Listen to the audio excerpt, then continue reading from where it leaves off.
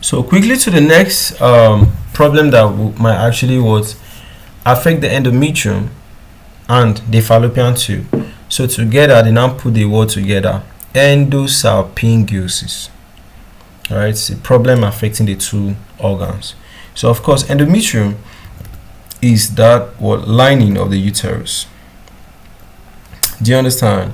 Then salpinx is basically the fallopian tube. So they call it salpinx because salpinx is a Greek word meaning trumpet. So the fallopian tube looks like a trumpet. So salpingiosis is just a rare gynecological condition. Now for here, fallopian tube-like tissues, specifically ciliated epithelial cells, they are found outside the fallopian tube. So tissues that are meant to be growing inside the fallopian tube, they are now growing outside the fallopian tube in different other regions. Do you understand? So the tissues can be found anywhere in the fallopian tube or outside the fallopian tubes, right? Like the ovaries, the uterus, the bladder, or lymph nodes. All right. So it's a benign Mullerian anomaly. Do you understand? Benign means the cancer doesn't have what tendencies of spreading to other places. You get. So what causes it? It's thought to arise from what coelomic metaplasia, where what peritoneal cells transform into a tubal-like epithelium.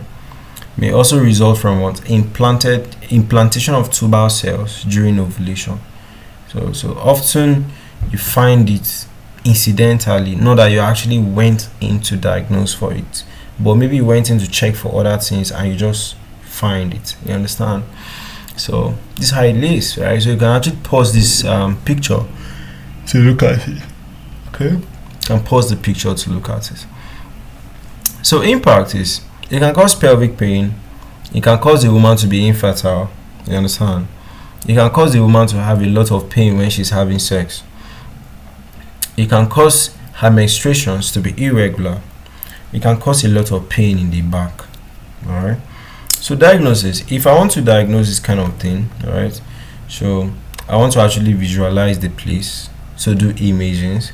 I might still take up some tissues, send it to the laboratory, because I want to now rule out other conditions. So maybe misinterpreted as adenocarcinoma metastasis if found in lymph nodes.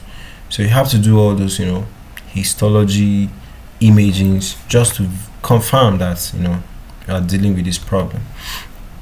Treatment and management is excision surgery is done to remove the lesions.